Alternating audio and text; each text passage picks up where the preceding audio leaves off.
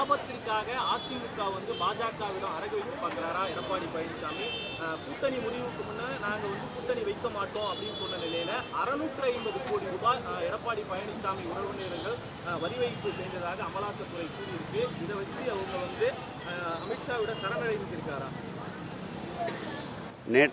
நேற்றையிலிருந்து ஊடகங்களில் நெட்டிசன்கள் போடப்படுகின்ற பதிவுகளும் அதேபோல் ஏற்கனவே அவர்கள் பாரதிய ஜனதா கட்சியை பற்றிய பேசிய பேச்சுக்கள், குறிப்பாக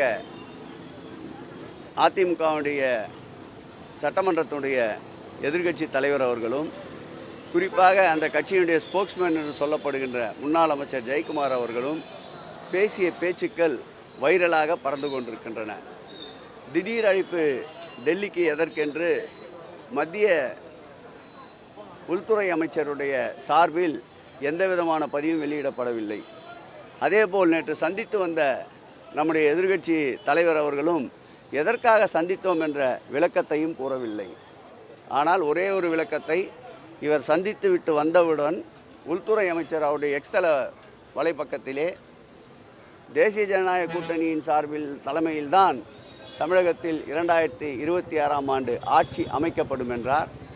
விமான நிலையத்தில் வைத்து அவர் எதிர்க்கட்சி தலைவரை கேட்கின்ற பொழுது மழுப்பலான பதில் தான் சொன்னாரே தவிர, உறுதியாக அவருடைய தலைமையில்தான் தேர்தல், அவருடைய தலைமையின் கீழ் தான் ஆட்சி அமைக்கப்படும் என்று உறுதிபட கூறவில்லை. ஆகவே டெல்லி மிட்டா மிராசுகள் நிறைந்த பகுதி என்பதை காட்டுகின்ற வகையில் நேற்றைக்கு எடப்பாடி அவர்கள் உருட்டப்பட்டிருக்கின்றார் என்பதுதான் இதிலிருந்து தெளிவாகிறது.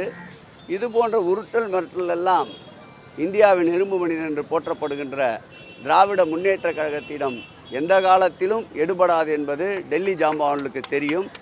ஆகவே வளைந்து கொடுப்பதற்கு தயாராக இருக்கின்றவர்களை வளைக்க முற்படுவது இயற்கைதானே.